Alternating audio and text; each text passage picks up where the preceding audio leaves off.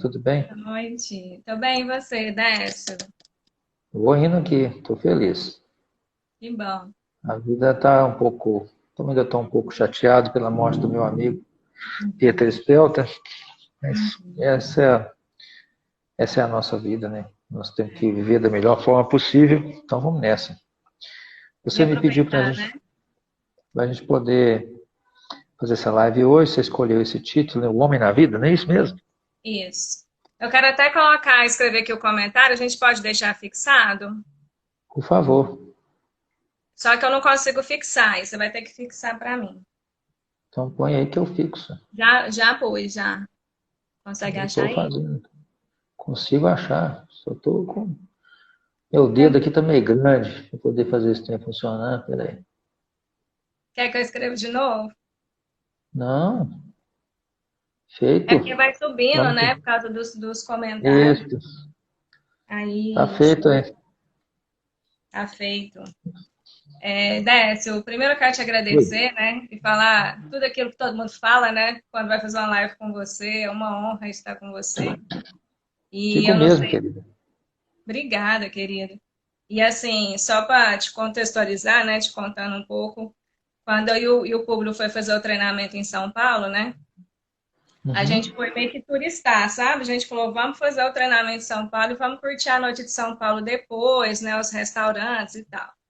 Só que aí você chegou com os dois pés, assim, em todos os nossos paradigmas no primeiro dia, sabe? Que a gente não tinha mais assunto um com o outro, né? A gente saiu, assim, tão mobilizado que o nosso passeio de São Paulo já era, viu, Décio? Daquele dia lá, de tanto que movimentou. E aí agora você pensa, eu sendo psicóloga, né? Quantas coisas eu tive que desconstruir.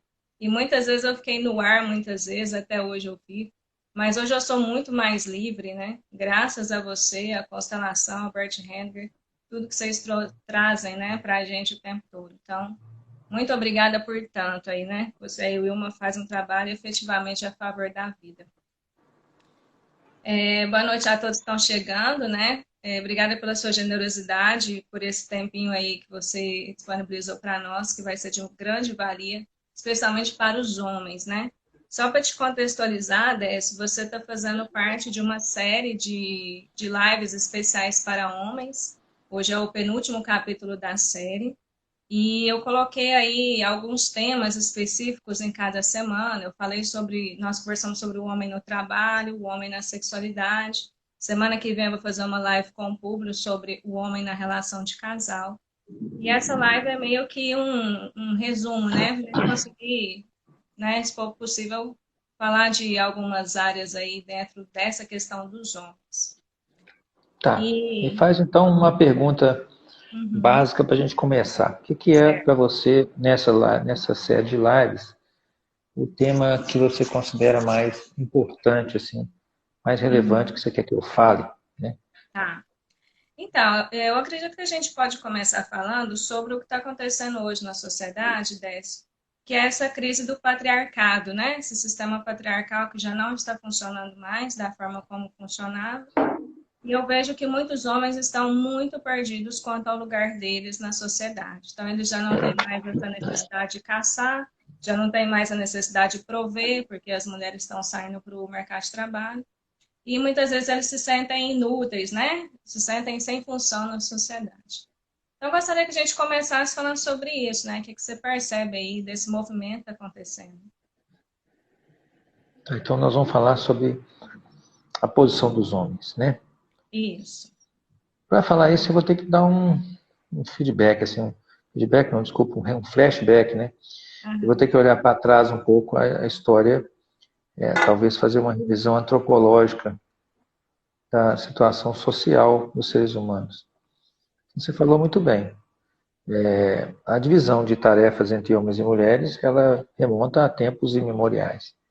Uhum. E entre os sistemas de organização social que vigoraram durante a história humana, o patriarcado de longe é aquele que mais teve sucesso.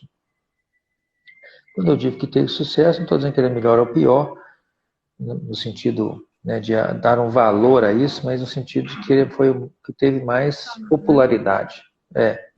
Ou seja, que foi empregado em maior número de sociedades. Né? E isso parece ter razões muito ligadas à questão da sobrevivência. Existe um autor russo que eu gosto muito, ele estudou muitas coisas a respeito e fez muitas modelagens matemáticas, antropológicas, e é a primeira vez, eu deparei com ele recentemente. Ele fala que 10 mil anos de guerra trouxeram a necessidade dos seres humanos de cooperar, né? Então, não sei quantos mil anos de patriarcado criaram uma série de, vamos dizer assim, de padrões comportamentais que foram importantes para a sobrevivência da humanidade durante milênios, milhões de anos talvez. E, de repente, a nossa habilidade de encontrar formas mais eficientes de nos organizarmos como sociedade gera que aquelas funções que eram bem marcadas até talvez 100 anos atrás, já hoje não estão funcionando muito bem, porque não são mais necessárias. É muito claro para mim que certos comportamentos sociais só vigoram enquanto eles são úteis, de alguma maneira, para aquela sociedade. Quando eles deixam de ser úteis, então, eles simplesmente caem de lado. Certo? Então, por exemplo, se você pegar a sociedade árabe no século IV ou V, a quantidade de conflitos existentes entre as diferentes tribos era uma coisa absurda. Então, a taxa de mortalidade dos homens beirava 60%.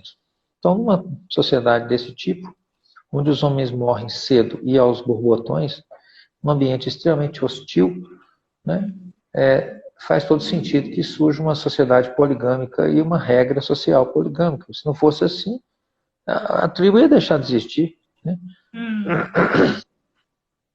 Então, todos os sistemas sociais, volto a dizer, eles existem por uma razão. Ou seja, essa razão geralmente está ligada à utilidade para a sobrevivência do grupo como um todo. Posto isso, nós também temos que levar em consideração um segundo fator muito importante, que é, tudo que é repetido de maneira consistente tende a produzir um padrão que se repete intergeracionalmente. Antigamente nós chamávamos isso de lamarquismo, né? Mas a ciência moderna provou que existe um lamarquismo genético, vamos dizer assim, que o uso e o desuso, como o Lamarck propôs, né, produz impressões genéticas que permanecem. Ou seja, parece que Darwin estava certo, mas Lamarck também estava. Que existem memórias que passam de uma geração para outra, e que isso, se não é genético, pelo menos existe algum outro tipo de memória que parece estar ligada à metilação dos genes, pelo menos foi mostrado isso, que é capaz de fazer com que essas informações passem. Por exemplo, estudos que são feitos em zonas remotas dos países nórdicos, onde a população passou fome, mostra que nas gerações subsequentes as pessoas têm uma tendência a engordar, para poder como se proteger dessa situação de fome posteriormente, né? E que levam-se às vezes 4, 5 gerações para que essa tendência de engordar desapareça da população depois que uma geração passou muita fome. Então parece que não só as coisas que acontecem repetidas vezes, elas passam de uma geração para outra, como elas demoram também a deixar de passar, por assim dizer. Uhum. Ou seja, essa informação ela permanece, às vezes, muitas gerações, impregnada no comportamento daquela sociedade.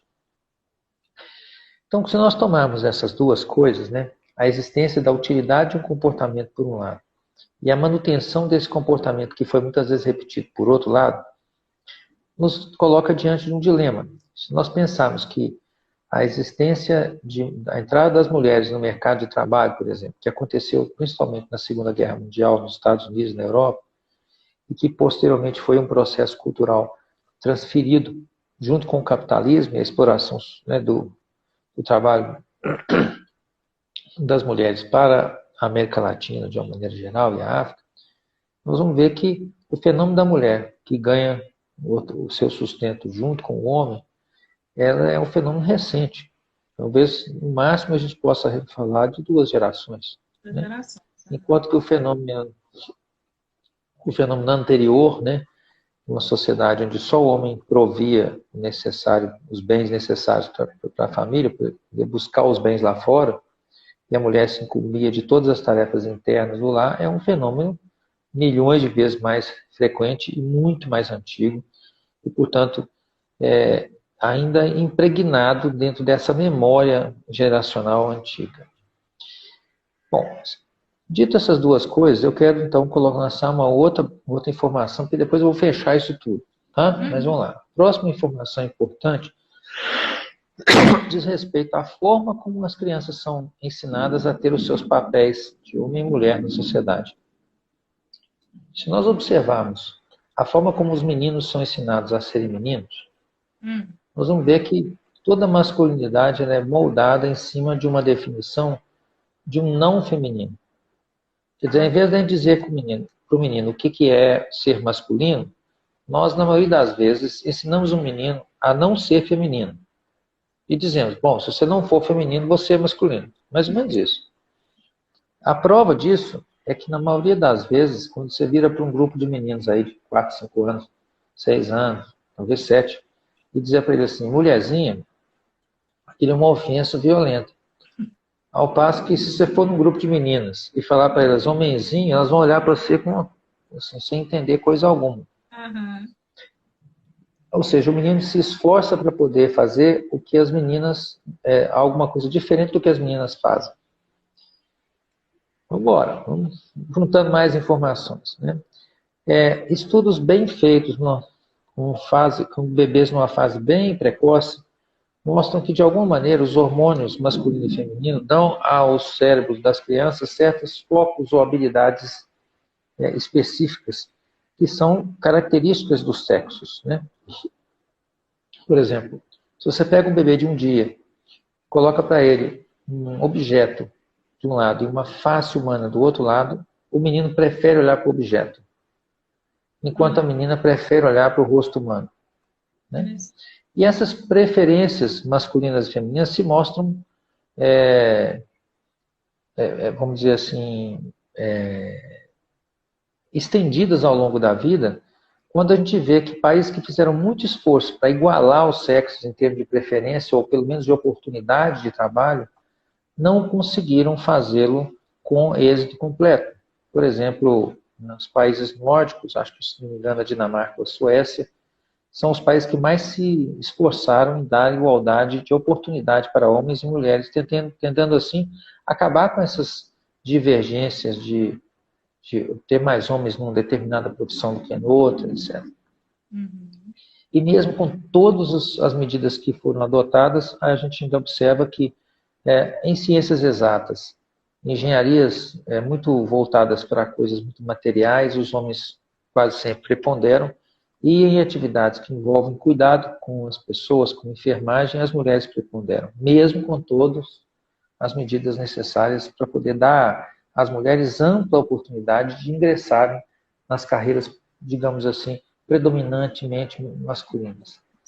Isso prova que existe uma tendência realmente, vamos dizer assim, inata, não individual, mas em grupo, de que, como grupo, os homens têm uma certa tendência distinta das mulheres como um grupo. Que não quer dizer que cada mulher individual seja assim, ou cada homem individual seja assim, mas como grupo, eles têm essa tendência. Então, se nós começarmos a juntar agora isso tudo, nós vamos ver que nós estamos lidando, por um lado, com questões sociológicas importantes, né? E por outro, com questões biológicas importantes. Por exemplo, é fato sabido que durante o momento em que a mulher fica grávida, ela fica mais vulnerável, inclusive biologicamente vulnerável, emocionalmente vulnerável, fisicamente vulnerável, né? E que isso tem que ser levado em conta, porque ali está, na verdade, a capacidade da espécie humana de continuar existindo. Se nós não tivermos mecanismos para proteger a gestante e o bebê, né, nós estamos, na verdade, dando um tiro violento no pé. Porque se não existirem mulheres grávidas e bebês, não vai existir humanidade para contar a história. Né? E que isso impõe, logicamente, uma série de restrições, que são restrições práticas e necessárias para a continuidade da vida. Então agora vamos pensar, vamos começar a juntar essas histórias. Se a mulher tem um papel tão preponderante para a existência da espécie humana, porque você pode ter um homem com 20 mulheres, você consegue fazer uma situação extrema com que essas mulheres consigam ser fecundadas e exista vida para frente. Se você fizer o inverso, 20 homens e uma mulher, não adianta não. Então a situação vai ficar complicada. Então as mulheres desempenham um papel muito importante e talvez eu diria muito mais importante para a vida do que os homens. Ou mais longe ainda, eu diria que, vamos dizer assim, o risco que as mulheres correm para que a vida passe adiante é, sem sombra de dúvida, um risco muito, muito grande. A mulher, quando está grávida, ela está correndo risco de vida para que a vida passe à frente. Se nós considerarmos tudo isso, nós vamos entender que o papel dos homens na questão da sobrevivência da espécie é um papel relativamente secundário. Né? Ou seja, nós não precisamos tanto dos homens. Essa é a verdade. Né? E aí vem a questão. Se nós precisamos muito mais das mulheres, o papel das mulheres para a vida, ele é preponderante. O papel dos homens para a vida, ele é secundário. Ponto. Esse é um fato biológico. Tá? Então é natural que os homens se sintam, de alguma maneira, vamos dizer assim, colocados no escanteio, né? Como eu disse, o homem é uma não-mulher. Então a importância dos homens para a vida é menor do que a importância das mulheres para a vida. Se nós entendemos isso aí dessa maneira, nós vamos entender que os homens têm que lutar por um lugar, digamos assim. Né? E ainda mais num ambiente onde as mulheres são cada vez mais capazes, e isso se mostra cada vez mais, de ocupar todos os espaços que os homens ocupam. A maioria, em grande maioria das vezes, com vantagens. Se você comparar o desempenho acadêmico das meninas com o dos meninos, em qualquer momento da vida, você vai ver que as meninas quase sempre se saem melhor. Mestrados e doutorados estão aí para contar isso, né, Décio? Sem sombra de dúvida. Então, se nós colocarmos esse ponto, quer dizer, estou falando aqui do processo reprodutivo, da existência da espécie humana, nós vamos entender, então, que papel que nós vamos dar para os homens, tá? Dentro da estrutura social. Seguramente, esse papel, né, ele deveria ser um papel tão digno e importante para a vida quanto o papel das mulheres. Mas agora vamos lá. Se nós temos um fenômeno que, relativamente ao tempo, mudou de 2 gerações para cá, que é o papel relativo, né, as divisões de tarefas, o papel relativo social dos homens e das mulheres na vida social, nós vamos ter, logicamente, uma crise. Porque isso significa que as coisas mudaram e as pessoas têm que se adaptar a essa mudança. E crise é o problema é o seguinte, isso, né, Décio? Aquilo que do passado não funciona mais, eu não sei o que vai funcionar. Então, eu fico nesse espaço vazio, né? E aí, nesse momento, nós vivenciamos vários grupos tentando achar uma resposta. Alguns grupos, ainda curiosamente, né, olham para trás e como que querem atacar os homens de hoje por aquilo que os homens do passado fizeram com as mulheres do passado, né? E esse tipo de postura tem levado a um movimento que eu percebo, pelo menos, muito mais por causa das mulheres do que por causa dos homens, porque eu tenho mais clientes mulheres, talvez, do que homens, né? Eu tenho talvez 5 para 1, mais ou menos, clientes mulheres do que homens. E o que eu vejo é uma crise muito grande na parte das mulheres, que me procuram com uma insegurança, uma falta de clareza brutal sobre o que é o lugar delas para ter, por exemplo, um relacionamento de casal feliz. Elas não sabem mais o que fazer. Né? Muitas mulheres dizem assim, bom, é assim, ó, se eu sou legal com o cara, se eu sou legal com ele, eu sou permissiva. Se eu sou dura demais, eu sou, sei lá, feminista. Se eu pago as contas pro cara, ele vai embora. Se eu não pago, ele vai embora. e assim vai. E assim vai. né? Então eu vejo que não só o papel dos homens ficou difusamente pouco claro, como o papel das mulheres também ficou difuso e pouco claro. E com isso, eles têm que chegar juntos a um acordo sobre como é que eles vão dividir o seu próprio posicionamento. Esse seria o ponto médio ideal, quer dizer, homens e mulheres se encontrarem e decidirem como é que eles vão fazer isso. Eu acho que os casais, de uma maneira geral, já fazem isso de uma boa forma, né? Quando eu penso, por exemplo, minha mulher, né, ela dirige muito melhor do que eu. Se ela dirige melhor do que eu, para que eu vou preocupar em dirigir, velho? Ela faz melhor, ela assume essa tarefa. Eu sou um financista, um investidor muito melhor que ela. Então, se eu faço isso melhor, eu assumo essa tarefa. Essa boa complementariedade, ela gera um movimento integrativo que faça com que juntos eles sejam melhores e maiores do que em separado. Para mim, esse é o top das galáxias, né? Então, o ponto aí é, se eu não tenho mais as referências sociais de praxe para poder me guiar, eu preciso usar algum tipo de referência com a outra pessoa que vai encontrar comigo. Porque é com ela que eu vou ter que fazer o match, né? Com ela que eu vou ter que fazer a dupla, tá certo? Legal. E isso significa que não tem que negociar algumas coisas.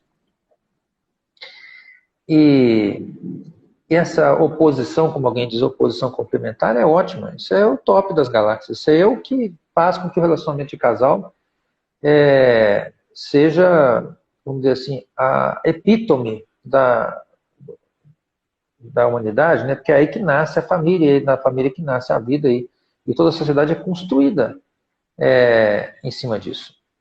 Então, Décio, para mim é bem simples. Sim. Não, pode terminar de falar, foi só uma dúvida que eu tive, mas pode terminar. Para mim é bem simples.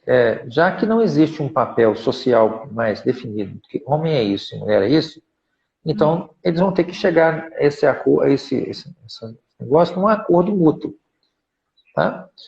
Só que existem certas bases que nós observamos que não importa qual homem individual seja ou qual mulher individual seja, funcionam de uma maneira geral, né? E como é que isso funciona? Tá certo? Basicamente, funciona assim. Parece, eu vou dizer parece, porque isso está baseado em 20 anos de observação, mas eu não sei se 20 anos nesse caso é suficiente. Nós estamos falando de um fenômeno muito grande, muito universal, então talvez precise de mais do que 20 anos de observação para poder chegar a isso, né? Mas parece que, por causa dessa questão das mulheres terem um peso tão grande para a vida, os homens já nascem se sentindo em débito com as mulheres. Eles já nascem achando que eles têm que fazer alguma coisa importante ou maior para a vida para compensar o fato de que eles ganham a vida de uma mulher. Então isso coloca os homens numa posição de, por exemplo, de uma maneira geral, estarem mais predispostos a tomar risco ou assumirem profissões arriscadas, por exemplo, ou se sacrificarem em coisas do tipo corpo bombeiro, exército, sei lá, coisas, ou mesmo que não seja um risco físico, mas ainda é um risco emocional, por exemplo, médicos, executivos de grandes empresas que têm que tomar muito risco na bolsa ou tomar decisões que envolvem milhões de dólares ou sucesso ou insucesso de um negócio grande, né? Ou coisa desse tipo, né? Ou seja, você olha isso pelo comportamento dos meninos. Eles têm um comportamento mais agressivo e mais propenso ao risco, né? É como se fosse uma busca desse equilíbrio entre o dar e receber, já que os homens recebem a vida de uma mulher e não vão poder transferir essa vida da mesma maneira. O risco pessoal envolvido é menor para os homens. Então, com isso, parece que os homens se sentem, de uma maneira geral, digamos, nesse movimento de débito, de dívida. E por isso mesmo, a minha observação é que eles têm uma sensação muito profunda de querer ou precisar se sentir, digamos, úteis. Tá? Quando nós criamos condições para que eles possam se sentir úteis, Então, quase sempre, a masculinidade dentro deles floresce. E eles se sentem grandes e realizados. E a sensação de poder fazer algo útil, que de preferência que permita à mulher, no momento em que ela está frágil, protegê-la, faz com que eles se sintam, entre aspas, grandes e preenchidos em sua masculinidade. Uhum. A contrapartida disso é que eles também querem ser, digamos, admirados. Essa é a palavra, talvez. Tá? Então, o que eu vejo é que, na maioria das vezes, os homens, quando conseguem preencher esses critérios aí, e eles são admirados pela mulher que eles amam, eles florescem. Eles ficam felizes, grandes, se sentem plenos, se sentem realizados, etc. E quando isso não é satisfeito, eles se sentem quase sempre humilhados, e aí começa uma série de efeitos, digamos, secundários, que a gente observa como uma espécie de patologia do masculino. Então a gente vê homens muito excessivamente dependentes, homens que mergulham em movimentos improdutivos em sua própria vida, ou que assumem riscos, mas que são riscos totalmente inúteis. Por exemplo, usar drogas, ou ter um comportamento quase suicida, pegar um carro em alta velocidade e fazer coisas que não têm utilidade nenhuma, é um risco pelo risco, um risco que, não, na verdade, não traz benefício nenhum, nem para ele, nem para a sociedade, nem para ninguém. O homem que não vai para a vida, isso também pode ser uma decorrência disso que você está falando? O homem que tem dificuldade em ir para a vida? O que você chama de ir para a vida, nesse caso? Me explica um pouco melhor o cotidiano. Ir trabalhar e fazer o que precisa fazer, sabe? Para o mundo. E Pergunta. fazer o que... Beleza. Pergunta, esse homem que não trabalha, que não faz o que precisa fazer para ter uma família, etc., como é que ele consegue fazer isso? Alguém está pagando a conta. Quem é? A mulher. Qual mulher? A dele ou a mãe? Depende. Na minha experiência, quase sempre a mãe. Mas se ele for casado? Então, aí ele trocou de mãe.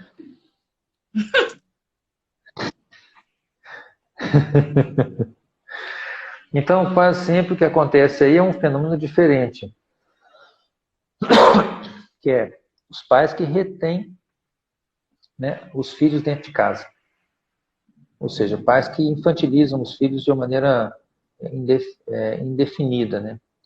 Ou seja, quase infinita. E aí o que acontece é, por que é que esses meninos não crescem? Então, aí tem um capítulo grande, se você quiser estudar um pouco sobre isso, você vai achar muita literatura sobre essa situação, e é um fenômeno muito comum em muitas culturas, tá?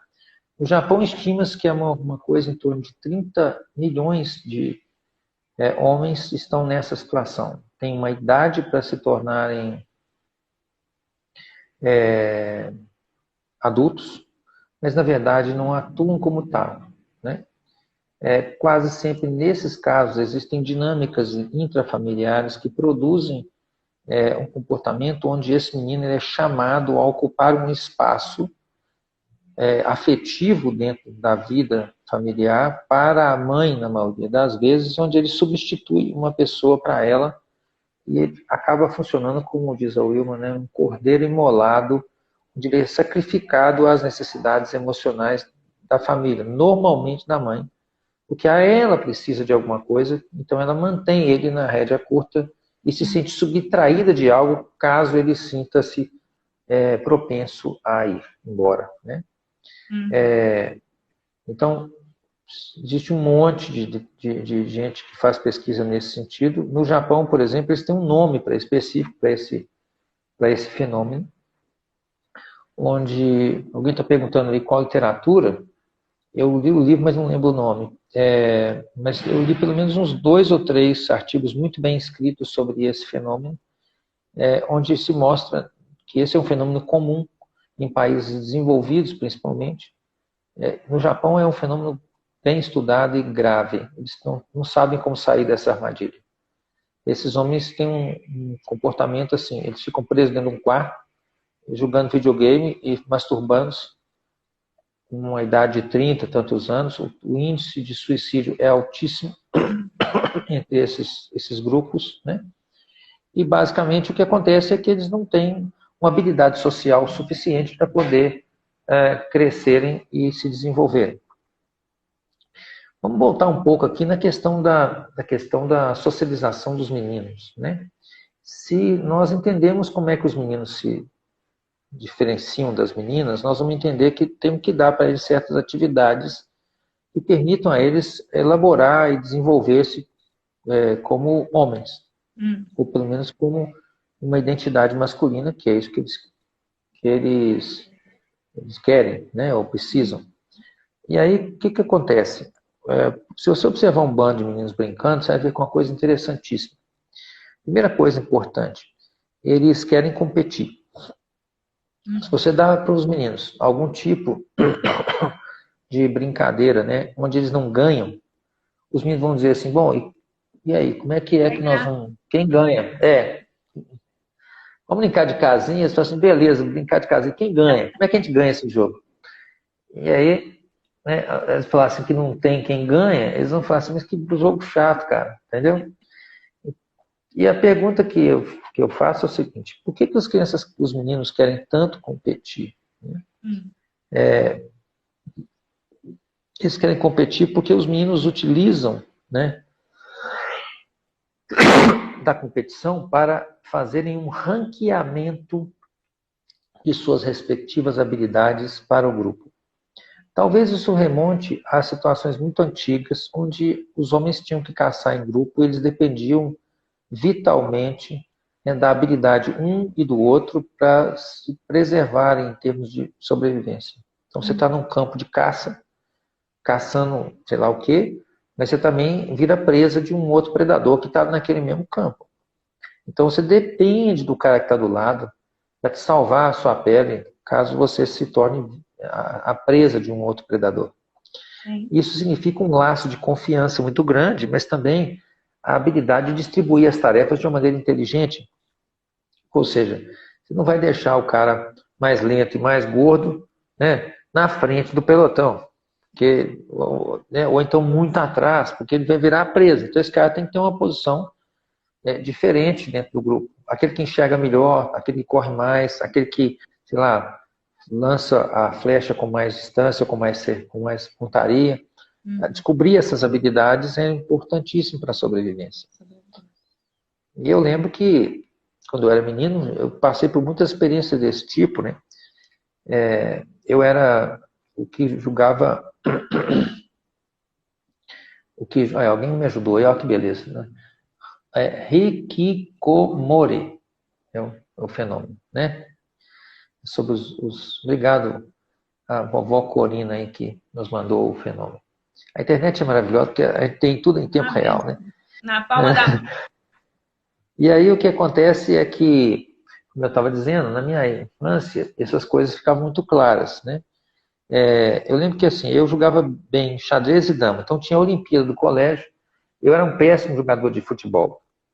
Então assim, eu não era muito respeitado como jogador de futebol, mas eu era respeitado na turma, porque eu sozinho conseguia ganhar mais pontos na Olimpíada, às vezes, do que o time de futebol inteiro. Você estava então, bem foda mesmo, né? Eu cooperava com o grupo de alguma maneira, né? Eu tinha um lugar ali. Sim. Tinha um colega meu que ele não tinha muita habilidade nenhum em esporte, mas ele era gordão assim, e ele tinha uma coisa que ele sabia fazer como ninguém.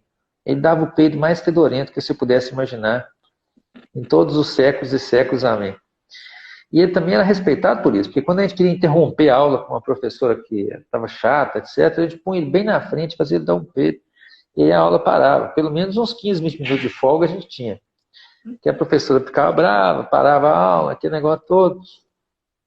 Então, ele também era respeitado, porque ele também aportava algum tipo de, vamos dizer assim, de utilidade para o grupo, né? Então, essa competição entre os meninos, ela, na verdade, determina essa, digamos, utilidade de cada um, né? Para o grupo. Então, essa competição era necessária para que os meninos entendam esse ranqueamento de habilidades e encontrem um lugar de competência dentro do grupo. Bem entendido que essa competência para os homens ela é essencial. Existe um autor muito controverso, né, extremamente inteligente, que eu admiro muito, chama-se Jordan Peterson. Ele é um canadense. Ele ficou muito famoso quando ele se rebelou contra esse negócio de usar pronomes neutros para pessoas que se intitulam intersexuais, não sei como é que é isso aí. Mas ele foi o cara que brigou um pouco aí contra isso, e aí ele ganhou muita repercussão. Mas ele falou coisas muito interessantes e que eu considero muito verdadeiras, e o testemunho de muitas pessoas que, vamos dizer assim, seguiram o trabalho do Jordan Peterson, especialmente homens que estão nessa posição de infantilização, né? Ele mostrou o seguinte, que as mulheres, de uma maneira geral, talvez não individualmente, volto a dizer, mas como grupo, tendem a não respeitar homens que não tenham capacidade, que não sejam competentes, que não tenham algum tipo de poder pessoal. Né? Isso também se reflete em outras estatísticas, né? O chamado fenômeno do doutor, né? Que é assim, existe um estudo que mostra que os homens casados ganham mais do que as mulheres solteiras, mulheres casadas e homens solteiros. E aí tem toda uma discussão sobre por que eles ganham mais, né? Por que os homens casados ganham mais, e uma das explicações possíveis é que os homens que têm maior poder pessoal não ficam solteiros, porque eles são mais atraentes para as mulheres. Exato, Décio. Foi legal você trazer isso, porque eu já estava pensando nisso também. Como a gente está falando dessa fragilidade dos homens, de não ir para a vida, né? Existe também algo que as mulheres reclamam muito, que até teve uma mulher que falou aqui na live, que é essa dificuldade que os homens têm de se vincular a uma mulher. E tem homens que já reclamaram para mim que simplesmente não conseguem, né, se vincular a uma mulher ou um companheiro. Tem a ver com isso, então. Vamos pensar assim, né? Continuando o que eu estava dizendo. Se eu tenho esse fenômeno dessa infantilização desses meninos, né? Na verdade, o que acontece aí? Existe um movimento muito intenso, onde uma mulher precisa de um homem para algumas coisas, mas essencialmente o ponto epítome da necessidade de uma mulher de um homem é quando nós temos que recordar a biologia, ela ficava vulnerável no momento que ela estava grávida, né? Ou no período em torno do fato entre a gestação e ganhar o neném, até que esse neném tivesse uma autonomia mínima. Então, talvez porque isso aconteceu tantas vezes, né? As mulheres têm uma preferência por homens que tenham mais poder pessoal, mais capacidade de assumir responsabilidade, né? Ou como o Jordan Peterson gosta de dizer, um homem competente, um homem que tem poder. Talvez não a palavra poder aí em português, que ela soa um pouco ruim, porque as pessoas confundem poder com poder político, coisas desse tipo, né? Mas nós estamos falando aqui no sentido da palavra em alemão Macht, ou seja, a habilidade de fazer, né? Então, poder aqui como habilidade de ser uma pessoa competente, de fazer alguma coisa importante. E se nós considerarmos isso, nós vamos entender que isso é, de fato, um ponto importante. As mulheres querem um homem que esteja disposto a assumir responsabilidades. E para mim isso faz todo sentido. Tá? O ponto aí agora é o que faz com que os homens tenham essa habilidade de assumir essa responsabilidade ou não. Né? Como é que é possível lidar?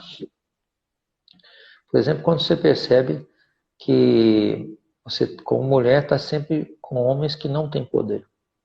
O que seria isso, né? Então aí eu tenho que entender que quase sempre essas dinâmicas de casal, elas são integradas. Ou seja, não existe vítima sem agressor, não existe bonzinho sem malzinho, não existe nada, um chinelo velho sem um pé cansado, né? Então a pergunta aí seria, qual é a dinâmica psíquica dessa pessoa que faz com que ela se sinta vinculada ou atraída por esse tipo de outra pessoa do outro lado. Por quê? Porque não adianta reclamar. O que eu observo é, a gente pega pessoas que têm dificuldade com esse tipo de relacionamento. Elas saem de um relacionamento abusivo e entram no outro relacionamento abusivo. Elas saem de um homem, vamos dizer assim, que não assume responsabilidade e pega o próximo igual.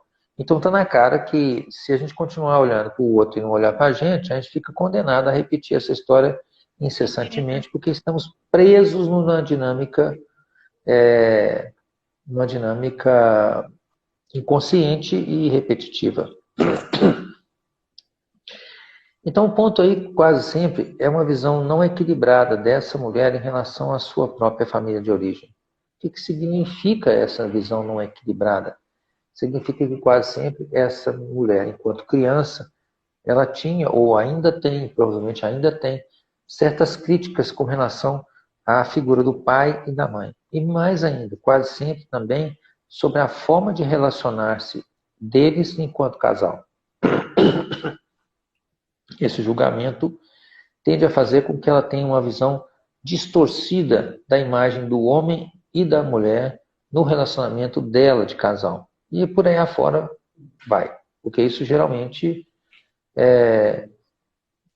tende a fazer com que aqueles mesmos gatilhos sejam acionados nos mesmos momentos e façam com que ela repita a mesma história, etc, etc. Né? Então, por exemplo, vi muitas vezes uma certa intolerância de muitas mulheres com certo comportamento ogro assim, dos homens, né? Como se isso fosse um defeito grave, tá? E depois elas pegam um sujeito super gentil, não tem nada ogro, né?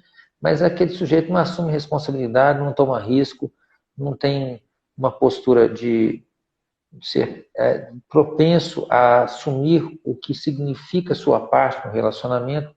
Então, perto da ogrice dele, o que ele traz vamos dizer assim, de conteúdo é muito maior do que simplesmente uma certa grosseria de modos, né?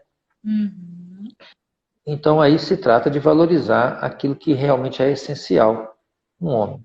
Que para mim, a essência da masculinidade então está nesse movimento.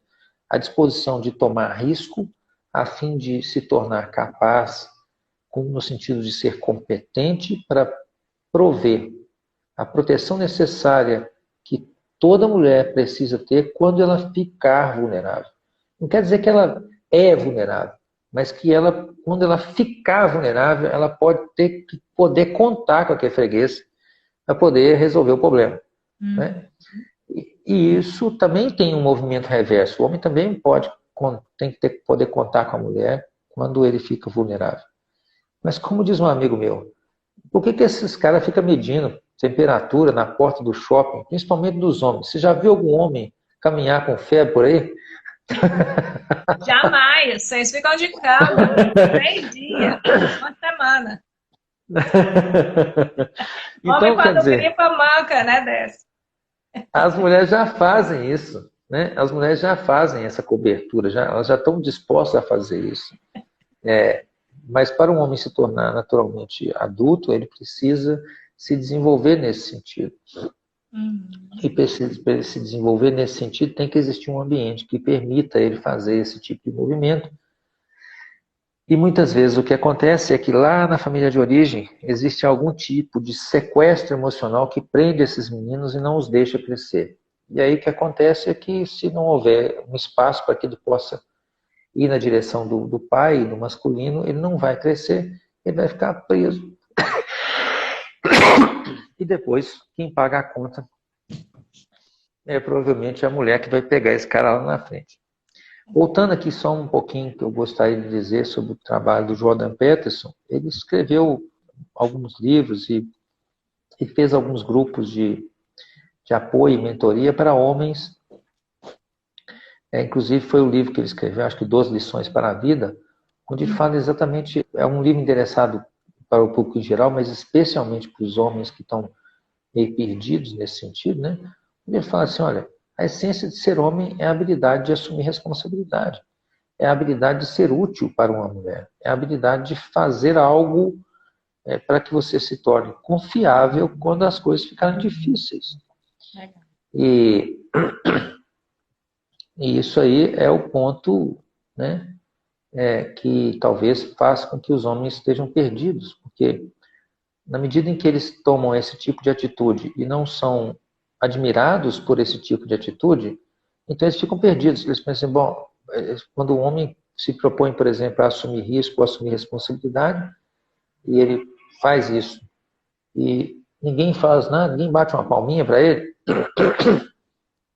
ou ainda ele é acusado de ser machista por fazer isso, né? Então aí ele fica numa situação meio complicada mesmo, ele fica assim, confuso, ele perde a habilidade de interagir de uma maneira construtiva dentro da sociedade. Então, considerando que os homens já têm uma dificuldade social maior, né? Considerando que eles já têm uma tendência a se mostrarem anti, né? Quer dizer, a se definirem por um movimento anti, né? Ou seja, você vira para o menino e diz para explicar para ele o que é masculino, na verdade você explica pelo que é feminino. E depois assim, agora você não seja isso, como todos esses movimentos sociais estão voltados para isso, e isso é uma mudança recente, então eu diria que o grande desafio para a geração subsequente é ensinar os meninos a serem capazes de tomar risco de uma maneira construtiva, capazes de assumir responsabilidade de uma maneira útil, e que isso seja ensinado como uma base do que é ser masculino para eles. Só que a sociedade não tá desenhada dessa maneira. E com isso os meninos são ensinados a serem meninos, dizendo para eles o que não é ser menina. E aí, no mundo onde as mulheres são tudo, os homens não são nada, né? Nada, olha só. E é interessante o que você está falando, né, Décio? Porque nessa pandemia, muitos homens perderam seus empregos, né, seus trabalhos.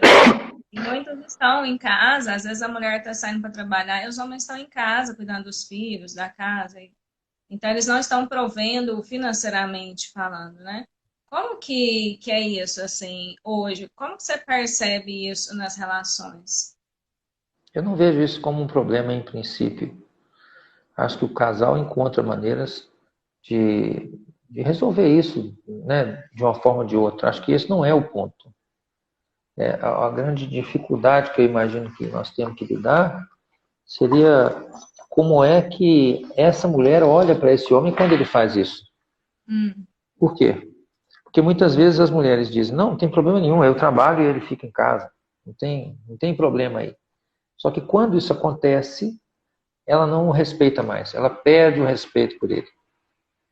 Então, aí eu vou dizer, o que muitas vezes nós temos que pensar é o seguinte, se não existe machismo, então também, se nós não queremos que as pessoas sejam machistas, nós temos que parar também de ser feministas nesse sentido, entende o que eu quero dizer? Sim. Quer dizer, se Essas não existe um papel, dualidades, né? se não existe um papel fixo para a mulher, também não pode existir um papel fixo para o homem.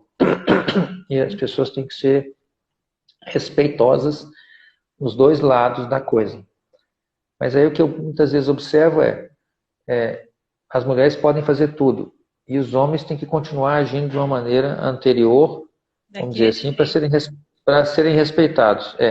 E aí a única alternativa que sobra é que nós pegamos um subgrupo, na verdade, muito pequeno de homens, tá? E que são aquilo que as pessoas chamam de os homens brancos de poder, né? E ricos e machistas, etc. E dizemos, pô, aqueles homens que são os piores que existem. Só que eu vou dizer para você, sabe, aquele cara, ele está por cima da carne seca, ele está cagando para a opinião pública. Tá? Atacar aquele cara não produz nenhum efeito. Nós temos que olhar para o cara que está do lado ali, ó. O seu vizinho, aquele cara comum, e dizer para ele o que ele tem que fazer para ele ser um homem respeitado por uma mulher. E basicamente, se eu tiver que dar um conselho para esse cara, eu diria que é um conselho simples. Seja capaz de ter uma postura onde você toma risco e responsabilidade de maneira a se tornar útil. Simples assim. Né? Show de bola. Muito bom. Deixa eu ver quanto tempo nós temos aqui. Você Nós sabe? temos mais uns 10 minutos, mais ou menos. Décio, vamos falar sobre dinheiro, trabalho, aproveitando seu tempo aqui com a gente. Eu vi, aliás, parabéns pelo congresso, né? Maravilhoso que vocês organizaram. E eu vi uma mesa redonda que você fez sobre trabalho, dinheiro, trabalho, sucesso. E tiveram duas coisas lá que você falou que me tocaram profundamente. Uma delas em que você fala que nós só encontramos o nosso lugar no mundo quando nós encontramos o nosso lugar no nosso sistema familiar. E isso me tocou muito. E uma outra fala é que que é uma questão que a gente está mudando na sociedade, que você falou assim, quando eu for buscar um trabalho, né, um serviço, eu não posso me perguntar o que eu quero, mas me perguntar o que a vida quer de mim, né? E aí, Uhum. vinculando com esse congresso né, com o congresso que vocês organizaram, eu vi uma palestra de um rapaz que eu não lembro o nome, fantástico, ele falando isso. O quanto que os movimentos de trabalho hoje estão mudando por conta de tudo que está acontecendo na humanidade. Nós tínhamos uma cultura muito infantilizada, que é sempre procurar o que eu vou receber. Então, quando eu olho para a proposta de emprego, eu primeiro quero saber qual é o salário, para depois eu saber o que eu vou fazer no trabalho. Né? Então, você trouxe muito essa ideia do servir a vida, né? E através disso também que o dinheiro pode. O que você pode falar para a gente sobre isso? Eu estava pensando sobre isso hoje quando eu vinha para o escritório. Basicamente o seguinte: todo mundo quer um trabalho, um emprego, né? E basicamente o que as pessoas querem quando elas procuram um emprego? Elas querem uma caixa, mais ou menos fechada, onde elas têm uma atribuição limitada e uma certeza de que se elas cumprirem com essa atribuição limitada, elas vão receber algo em troca. Algo em troca que permita a ela, digamos assim, pagar suas contas e ter uma vida confortável. A pergunta agora é, por que as pessoas querem isto? Uma caixa bem delimitada, onde ela vai atuar de maneira bastante especializada e quando ela fechar a porta no final do dia, e foi embora para casa, ela pode dizer assim, fiz a minha parte. Tá? Na verdade, se nós olharmos bem, esta é uma visão meio infantil. Né? Os nossos antepassados estavam lá nas cavernas, eles iam saber que tinham feito o serviço deles quando eles fechavam a porta da caverna e ninguém foi comido pelo lobo e todo mundo estava com o estômago cheio. Ou seja, mesmo assim, ele ainda tinha que ficar pensando a noite inteira se o predador não ia comer ninguém. Ou seja, a tarefa era global. Tá? Ou seja, não dá para dizer que se você cumpre só aquele pedacinho, você está cumprindo tudo direitinho. Mais do que nunca, num mundo muito complexo, nós não podemos mais dizer que nós fizemos a nossa pedacinho bem feito e foda-se o resto. Porque cada vez menos tem emprego e cada vez mais tem trabalho. Nós temos que fazer muita coisa, muito variada, muito complexa, para poder garantir o bem-estar de todo mundo, porque o mundo muda, vai embora, e não dá mais para você dizer assim, eu fiz a minha caixinha aqui, agora eu posso fechar, foda-se. Cada vez menos esse trabalho compartimentalizado, divididozinho, ele resolve os problemas que nós temos que resolver para viver bem. Isso, na verdade, é uma visão um pouco no sentido de reduzir a nossa responsabilidade sobre o todo. Então aí, menos ainda, nós podemos dizer que podemos fazer o que a gente quer. Você está entendendo? Nós temos que perguntar o que precisa ser feito e não o que eu quero fazer para que as coisas funcionem bem. Há muitos trabalhos hoje em dia que simplesmente não existiam quando a gente era criança. Não existia. Tá? E hoje em dia são muito importantes esses mesmos tipos de trabalho. Né? Resultado é que nós agora estamos diante de um cenário de desafio cada vez crescente, onde a responsabilidade do cidadão também aumenta crescentemente. Não dá mais para você pensar que você pode, por exemplo, poluir o ambiente de uma maneira irresponsável, ou pensar que a sua emissão de carbono não tem peso nenhum para a humanidade, ou pensar até que andar sem máscara é um direito civil que você pode ter, tossir na cara dos outros, com transmitir vírus. Não. Então agora nós começamos a viver num mundo onde as demandas coletivas começam a ser parte integrante da vida do indivíduo. Ele precisa pensar mais no que a vida precisa que ele faça antes de pensar simplesmente no que ele deseja. Ou seja, é uma visão bem mais focada no todo e bem menos focada no indivíduo. Né?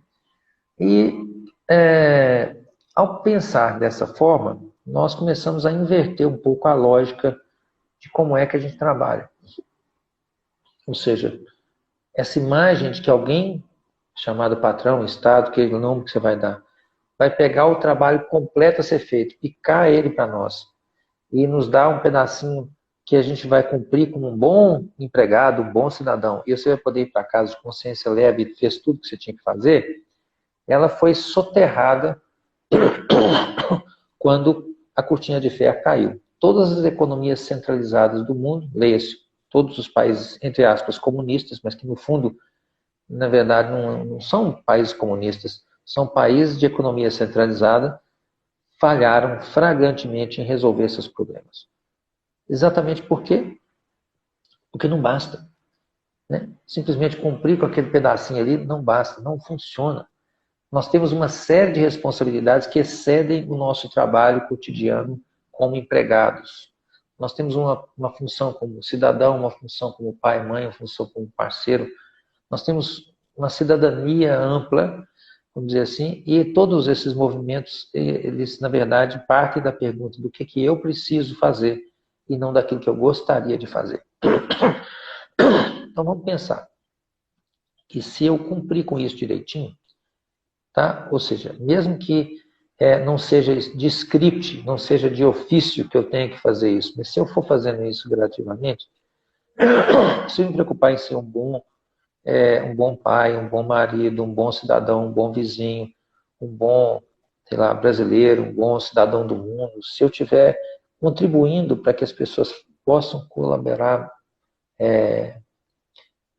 vamos dizer assim, melhor, encontrar maneiras melhores de cooperar, né? Isso provavelmente leva a gente a concluir que isso aumenta a nossa rede de conexões, aumenta o recurso que eu tenho para usar, aumenta a confiança que eu consigo obter das pessoas e que, portanto, a troca melhora pra caramba. Então, eu me torno mais competente no manuseio da minha própria vida. E quando eu tiver um problema, eu tenho mais pessoas dispostas a me ajudar. E, consequentemente, eu me torno mais, entre aspas, rico. Mesmo que essa riqueza não seja monetária. Ela é uma riqueza de relacionamentos.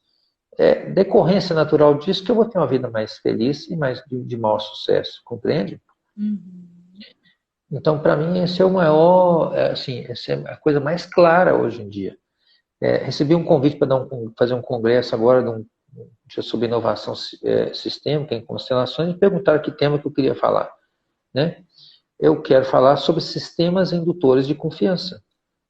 Quer dizer, como é que você consegue fazer com que o seu comportamento dentro do sistema induza mais confiança do que desconfiança. Porque isso faz com que as pessoas possam trabalhar juntas em prol de uma meta comum. Né? Prova disso foi o congresso que você organizou, né, Décio? Que vocês confiaram em todos os alunos e, olha, mais de 70 mil pessoas inscritas, né? Que levaram isso para a vida. Então, é fantástico, né? Sim. Então, eu acredito que isso responde bem aquilo que você estava perguntando. Bom, nós temos mais 50 segundos. Nossa. E aí? Décio, obrigada, viu? Só tenho a te agradecer profundamente pela sua generosidade, essa live maravilhosa. Se você puder deixar salva, vou ficar profundamente grata. Com certeza, minha querida. Foi lindo, viu? Muito obrigada. Um abraço. Obrigada por tudo. Tchau, gente. Obrigada ao pessoal que nos assistiu. Obrigada. Quase 200 pessoas. Muito obrigado a vocês todos. Um beijo. Tchau, beijo, Décio. Obrigada. Tchau.